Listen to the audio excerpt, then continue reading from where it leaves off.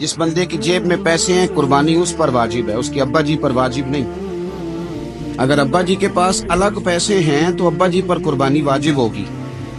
ہاں، اگر آپ کی جیب اجازت دیتی ہے تو آپ 3 قربانیاں خریدیں یا بڑے جانور میں 3 حصے ڈالیں، تو اب آپ 2 والدین کی ہو گئی، 1 آپ کی اپنی ہو گئی، لیکن جب تک آپ پر واجب قربانی آپ نہیں دیتے تب تک والدین کی قربانی دینا درست نہیں ہے، کیونکہ یہ دین میں واجب ہے۔ جو نماز آپ پہ فرض ہے وہ آپ نے پڑھنی ہے، اور جو ابا جی پہ فرض ہے وہ ابا جی نے پڑھنی ہے۔ اس مسئلے کو بھی ضرور ذہن نشین کریں۔ اس سے اگلی بات جو اور زیادہ ضروری ہے اس کا ضرور خیال فرمائیں۔ حصے ڈالے جاتے ہیں قربانی کے حصے، تو 6 حصے ہو گئے، اب 7واں حصہ مل نہیں رہا، تو ایک تگڑے سے بندے کے پاس جا کے مالدار سے کہا کہ چودھری صاحب حصہ ڈال لیں، ایک حصہ کم ہے۔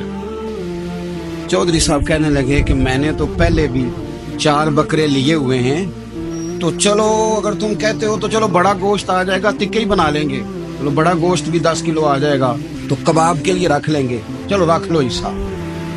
اب 6 بندوں کی نیت قربانی کی، 7ویں کی گوشت کی، اس کی نیت قربانی کی، پچھلے 6 کی بھی قربانی نہیں ہوگی، وہ بھی گئے کام سے۔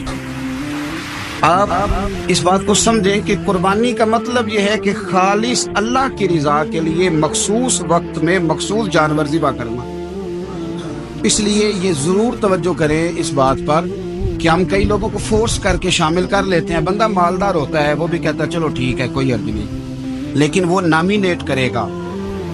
اگر اس نے اپنی قربانی رکھ لیا تو پھر وہ بتائے گا یہ قربانی کس کی ہے، والدین کی ہے، کس کی ہے۔ تو قربانی اس ترتیب سے کریں کہ اس کے سارے مسائل سے آگاہی حاصل کریں۔